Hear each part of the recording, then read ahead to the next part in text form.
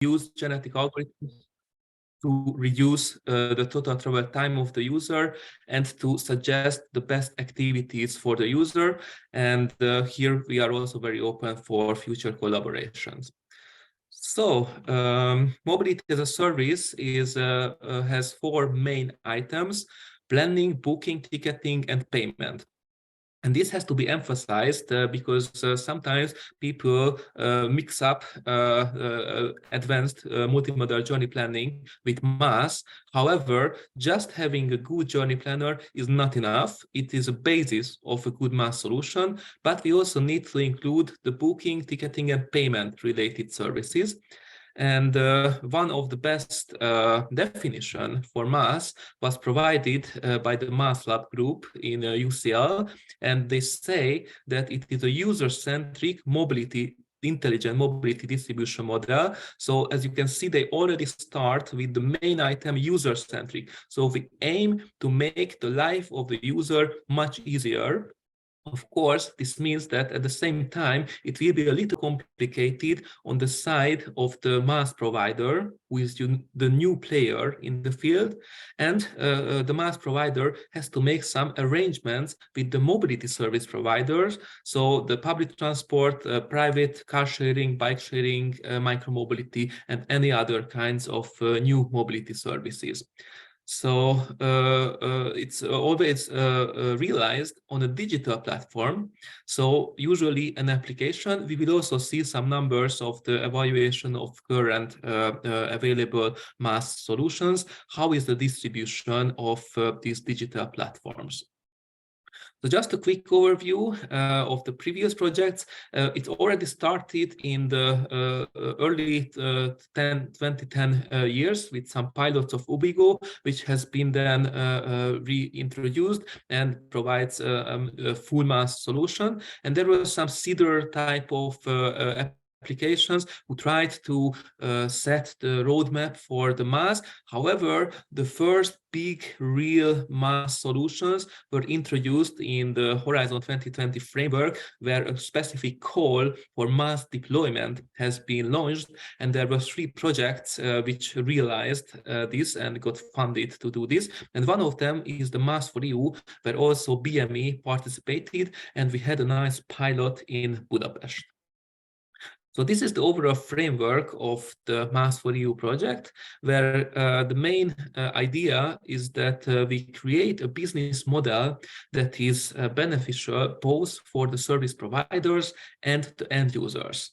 In order to do that, we had to deal with several issues of the specific needs, requirements of the service providers, what are the legal barriers, how we can do the integration of specific levels of services, at least routing, but more preferably also payment ticketing. What is the data available, how much they are willing to share the data, and so on. In terms of the end users, we also did a good market research and checked the requirements of the users with several sets of surveys in the beginning, in the middle, and end of the project to really capture what is the need of the user and how do they want to use a new MaaS service.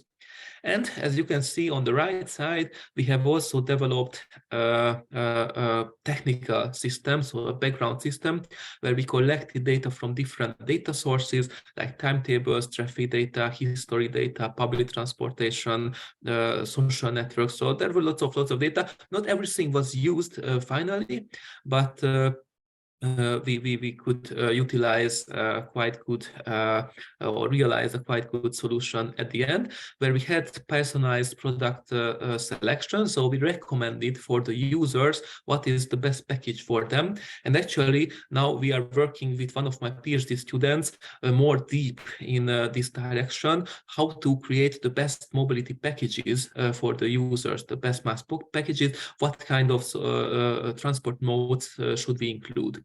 Then we also realized kind of an analysis tool, and yeah, so 3 main pilot locations were chosen to in this project. One was in the UK, one was in Germany, and one was in Hungary, Budapest. Here you can see the main differences of the pilots. In the Greater Manchester area, they were dealing with locals and tourists, and here you can see the differences of the business models. In the first model, the Transport for Greater Manchester, which is the public transport company for the local area, was chosen to be the MaaS operator. In case of Luxembourg, a private company, a private bus company, was chosen to be the MaaS operator. And in Budapest, it was a governmental organization. So you can already see that there are different types of business models that can be applied. And of course, they have different goals and opportunities and requirements. And this makes a very, very interesting landscape. And it's also, if we consider the world, it is not decided yet which business model suits the best. If we focus on the Budapest service, there were several participants included in the pilot and in the preparation of the pilot. The first one was BKK, the local transport service provider for bus, metro, tram, trolleys, ships, and so on. So the public transport provider, who was also part of the project, so get some funding. And practically, Molbubi, who is a bike sharing, is owned by BKK. So we already had a set of public transportation and bike sharing opportunities included in the pilot. And then we contacted additional service providers. There was a taxi provider, there was a railway. Unfortunately, they couldn't provide as much information and data as we wanted. And it was because of the very big structure and the very big, so the MaaS started, this railway company is the biggest or one of the biggest employer in Hungary. So they have more than 10,000 people and different departments, and one department agreed to share the data and they were very interested in the project. Then another department had a problem with that. And then finally, with the legal issues, we couldn't go on because reselling tickets which are based on a railway or any kind of governmental solution is not really possible. And even giving discounts of these tickets was legally not possible to do. So that's why finally we couldn't really include the railway solution. We also discussed about the riding and car sharing. They are private operators.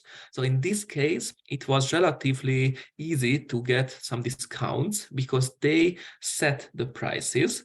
So if we say that we require a bigger contingent of several hundreds of users, then they could provide a specific discount so that the business model of MaaS could be working, because we not only provide a full solution, including the booking, ticketing, and payment, besides the routing, but we also wanted to provide financial benefits for the users so that they really start using the application. And what is often neglected is to have the contact on the governmental level. So that's why we contacted the Ministry of Development and Transport Associations to support us with this new pilot action. Here you can see the steps of the data collection and mobility service providers and the end users, of course, with different techniques. We had a big workshop where we invited all relevant players. I will show a slide of that soon. And then we had separate personal bilateral interviews with every mobility service provider, asking in details what is their requirement, how they want to share the data, what kind of extent they see opportunity for collaboration, and so on. For the end users, we had two tools. One was a focus group meeting with different age groups, so younger people, workers, and retirement people. And then we had a big survey where we asked the people about their current travel behavior and their willingness to use new services, and also the current usage of the services like car sharing, bike sharing, micromobility devices. Then we also analyzed the availability on the market. So as you can see, it already started in 2010, the first applications. However, at that time, they didn't call it MaaS, but they already had some functionalities of MaaS, and then they have improved in the meantime, and now we can call it as a MaaS application. And we can see a quite big jump from 2015, where even more and more MaaS applications appeared on the market. And this was a very interesting one when we assessed the applications, and we found that there are many applications who call themselves as a MaaS solution. However, they do not really do a full MaaS solution. So from almost all of the providers or applications had some kind of ICT integration. So there was some data collected, there was something shown on a map. So in this term, we are good. However, as we already said, that MaaS needs to include booking, ticketing, and payment. Only half of the solutions is really doing that. So in several cases, they just link to an external website to buy your ticket. But this is not MaaS. MaaS is when you have everything in one single application. And if we consider a real MaaS solution where the mobility packages are provided for the user, we have only found 3 applications which is doing that. So in this term, there is a big room for development to fully deploy MaaS solutions. Then we also had an overview of the appearance date when the MaaS solutions were introduced, and we tried to see geographical scope, how it has been developed, and we can see that the first ones appeared in Western Europe and Northern Europe, and then there was a big jump in Asia and Australia during the last years. And now we practically have a MaaS solution everywhere on the world. If we check the different types of services, which I already tried to highlight in the beginning, it is not clear who should be the MaaS operator, which is the best business model. And based on the evaluation of the current MaaS solutions, we can see that the third-party operators, meaning that an external private company who wants to get some profit out of it, so that's why the pricing is really important, more than 40% of the MaaS applications is realized by these third-party applications. And we have similar goals in terms of public transport companies who act as a MaaS operator and the local authorities who can act as a MaaS operator. There are slight differences, but usually in this case, they have the aim to get a high level of ridership, and they are not so much interested in the financial issues because they are governmental-based organizations. So therefore, they are not so much interested in the revenues. Then we also checked the service platforms, the different types of service platforms, and we can see that almost half of the MaaS applications are only realized on the mobile phone as an app. And this is this is okay, because as we said in the beginning, MaaS should be a digital platform. So the newly introduced solutions only have the application. However, we have some of them which use an app and a card, or a website and an application and a card. So in this case, they are legacy systems, which means that they started in early 2010, and they already started developing like card-based system. For example, in Western Europe, this is typically the case. And then they have expanded their solutions with MaaS-based applications.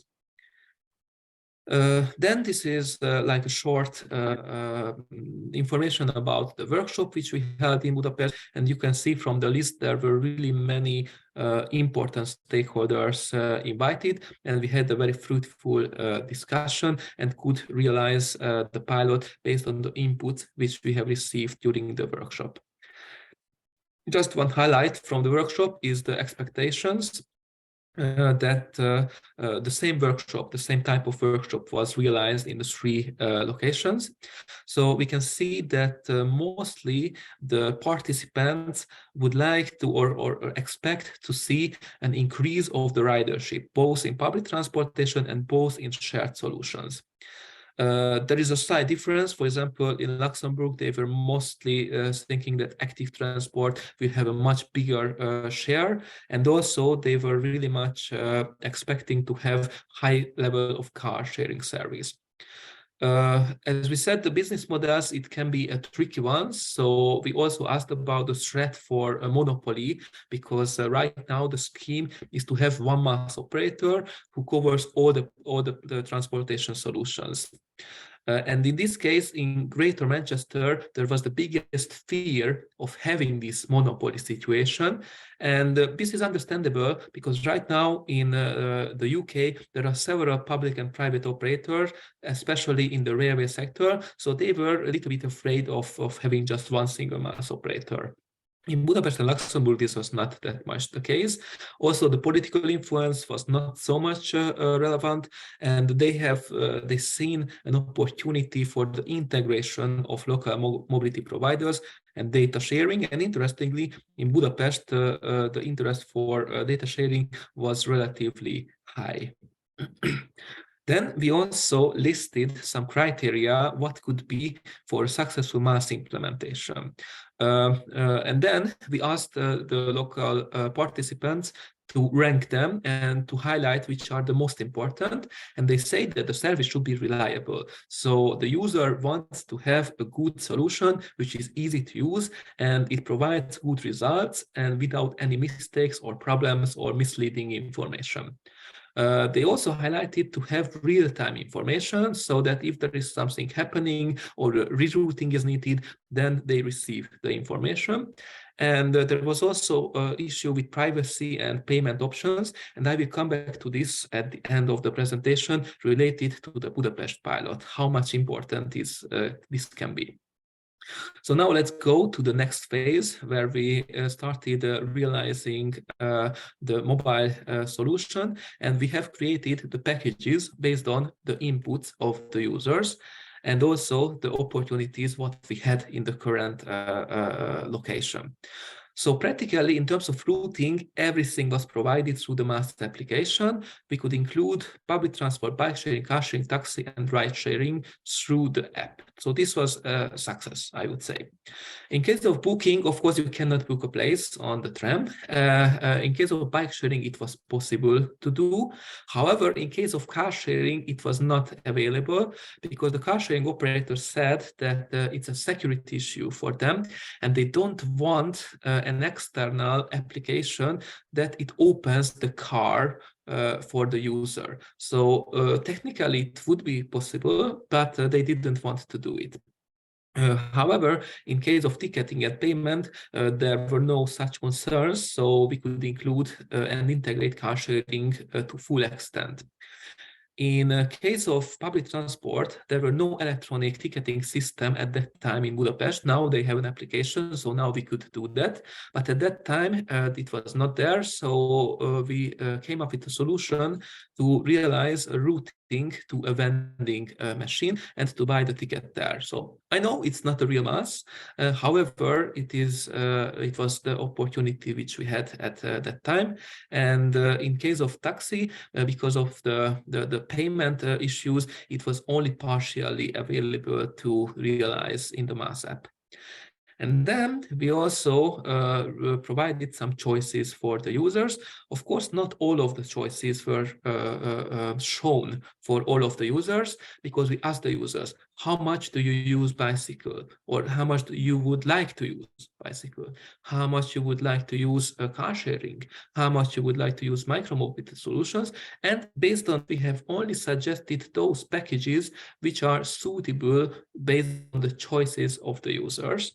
And I have to say that we decided to provide unlimited opportunity for public transport and bike sharing to have a good backbone for the solution. And the pricing was really distinguished for the taxi and the car sharing solution.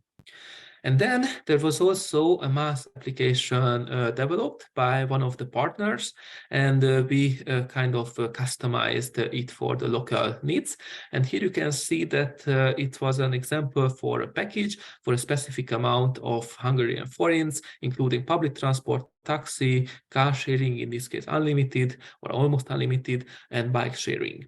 And then it was possible to create a route and then select the best route. So several routing options were provided for the user, and we received the public transport data. So the bus line information can be presented between the transfers. There is walking provided, and there is also location of the bike sharing available. So that's why we kind of realized a multimodal solution. It was not fully functional. It didn't provide many customizable items, but it provided some basic functionality for the user in order to decide which option to choose.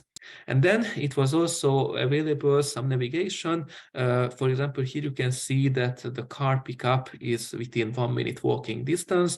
And then there is an external link to the Gringo application to use this solution. And then we introduced a big promotion campaign on Facebook page, on flyers, on direct messages. And altogether, we had more than 1,000 persons who were interested and who were registered to the application. And I would say that this is quite a good success. However, when we consider the payments and the choice mobility packages, we can see that most of the people choose only the basic package, which means provided an additional solution just to use public transportation, which means that there were no real combinations. So it was not really a MaaS solution, but we wanted to provide the opportunity for the users to just try public transport and then change their packages if they want. And we could see that practically less than 10% of the people who have registered have really bought a package, so paid on a secure payment solution with their bank card for a monthly package. And we don't really know what was the reason. Maybe they were afraid of giving the bank card details. Maybe they didn't realize that it is only a pilot and it's not a long-term operational solution, so they do not have to renew this payment every time. But so we have seen this as a potential problem for the future. And then we were also checking a short update from the users, how much they are willing to use the specific services after they have registered to the MaaS application. And it was also very surprising that the public transport reached a very high level, but car sharing, bike sharing, and taxi was rejected by half or more than half of the people.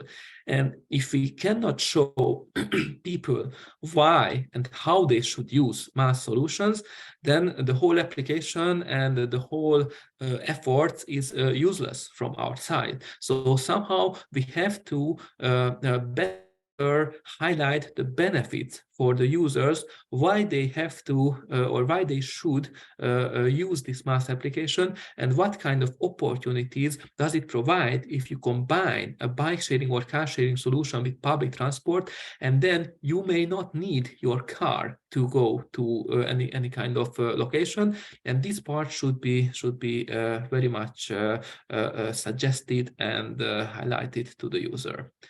And there is also a long-term discussion how we can extend the MaaS solution. And in this figure, it is from Vim, one of the best solutions who also provide MaaS packages. They can see a big increase of ridership from public transport users, and before using the application 40% used private car, and after only 20%. So there is really an opportunity to change travel behavior of the users. However, we have to do it in a proper way. And then I will now shift to the other presentation and try to make it very quick, because I can see that there is not so much time. So this project was about the workplace mobility planning, which is not the same as the SAMP. Here we focus on one specific institution and the specific measures that can be applied at the institution to reduce the CO2 emission and to change the travel habits of the users. And in order to do that, we realize a workplace mobility plan, which is very beneficial for the employee itself and organization also, because we list a set of measures that can be realized in case there is a funding or specific budget to do something for the employees. And this also shows a nice corporate social responsibility that they are doing something for the health benefits of the employees. There were several steps of the project. I will just jump to the most important and most relevant parts. In the steps of the methodology, we mostly worked on the analysis of the situation and how to plan the measures. But I also want to highlight the importance of building the mobility team and evaluate the results after doing the implementation to see really which solution was the best and mostly used by the users. So we had to include, again, several stakeholders and to discuss with different parts or members of the institution, from the HR, from the financial issues, from the buildings, from the organization, from the leadership. So we really had to kind of create an agreement of all the participants because if they do not like the measures which we suggest them, then they will not realize it, and they will not do it, and then we will just create a workplace mobility plan document which is not used in the reality. In order to assess the situation, we have created 3 types of surveys. One is for the employees to assess the current situation. Second one is about the employers, where we had direct interviews with the leaders of the locations. And the third one is the site audit to see the local circumstances and to see the feasibility of specific solutions. And then we were planning the measures, and then the next step is the implementation and the evaluation. So if we go to the realization, this was a Central European project, and it included some bigger cities, smaller cities. For example, Budapest was one of the biggest ones, but we also had some very small cities with rural areas. So we could try this workplace mobility planning in different settings. In general, we had a travel behavior survey, and we could see that there are very big differences. And I just want to highlight 2 items. One is that, for example, in the Austrian cities, Baden, Leuben, and Mödling, they had a high level of car usage and a relatively high level of bicycle usage. And this was because it's a rural area with a very flat place. So there was not very good public transport solutions available. So that's why many people used car. But it was a flat, nice area with small distances. And that's why we had a really high level of bicycles. And the other highlight, which I wanted to show you, is BKK. So it's number 5, is the transport center for Budapest. And you see an extremely high level of public transportation. Why is that? There are 2 main reasons. The first reason is that it is very centrally located in the very city center, crossing of 3 metro lines, several tram lines, bus lines. You can reach the location very easily. At the same time, this means that it is very highly congested in the peak hours. So the traffic is very bad for cars, and there is no car places, no free parking places. And the second reason is the BKK provides free public transportation pass for every employee. So in the morning, you decide, I am paying for my fuel, I am maintaining my car, I'm sitting in the traffic jam, and I don't find a parking place. So it takes me really a long time, and it makes me very angry. And on the other side, I get free public transportation pass, so I don't have to pay extra. I just sit on the tram, I can read on the tram, I'm be there on the time. So why don't I choose this solution? So it's really important to provide direct financial benefits for the users. Then we had this workplace mobility plan in Budapest, and we assessed the specific distances and types of public transport or types of public different transport solutions. And as we can see, the number of car usage increases as the distance increases. So therefore, we applied some specific campaign solutions. First of all, we discussed with local stakeholders about sustainable commuting solutions, planning processes, and so on to set the scene. And then we have organized a Bike to Workplace campaign, but we didn't organize it separately. We joined the big campaign, which is every year done in Hungary and I think in other countries also. And we added a competition among not only the employees themselves, but also the department. And it was not only just the distance, but we also calculated the number of trips, because there may be people who are commuting frequently by bike, but they do not do that much big distance. However, in terms of sustainability, they do a really big contribution. And then we provided some small items for the winners of the competition, and it was quite a successful campaign. Then we also provided some walking maps for the people who are not used to use public transportation combined with walking solutions. And for every building of the campus, we have created this map connections, highlighting the connections to the public transportation stops and lines. Then this was also the most successful campaign action which we had, is the organization of the Sustainability Day.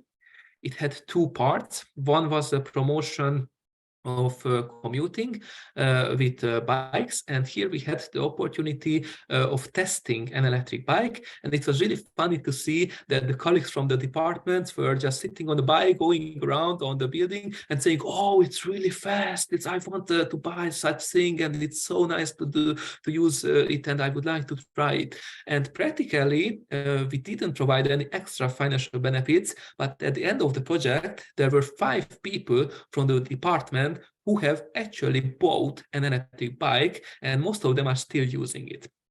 The other action here was to provide the voting for the measures. And there were some coins and a fixed set of coins, 5 coins, and people could distribute the coins, what is the most important for them. There was also the possibility to give more coins for the same measure. And practically, as a result, we have seen that they want to have free public transportation pass and shorter opportunities, because if they are coming from a long distance by bike, then they might need to get a shower. Then we also had a program for Take a Bike Home, and in this case, it was during the summer period where people could use an existing electric bike to see how, which kind of routes they can try out, and how much is it good for them to use an electric bike when they are commuting. Then we also created biking campaign videos with different settings, different types of bikes, different starting locations. And the most relevant part was here to highlight the main conflict points during the video, so that people feel more safe and more acquainted to the route which they have to do when commuting to their workplace by bike.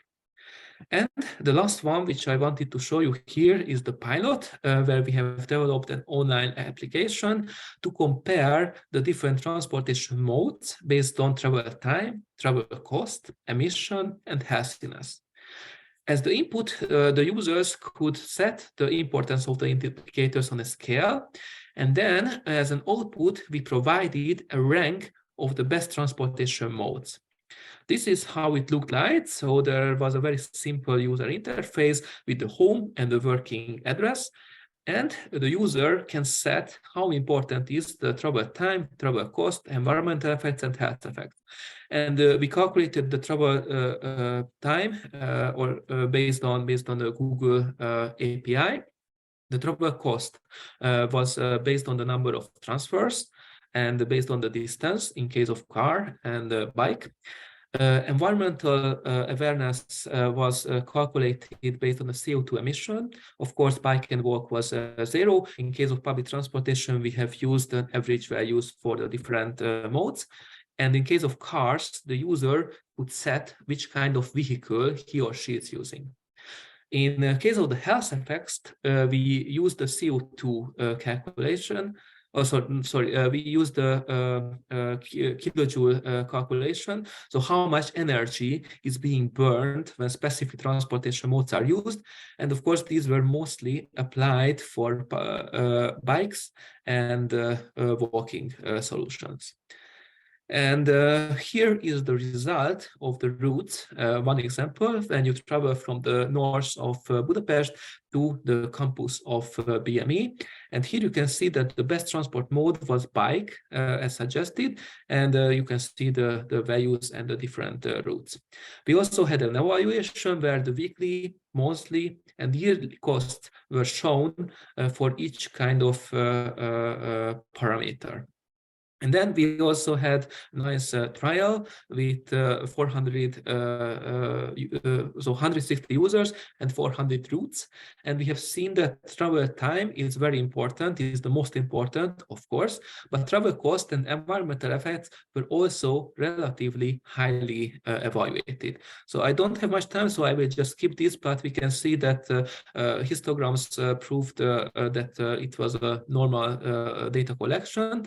We have seen that the acceptance rates were not very high in case of cycling on the bottom of the figure.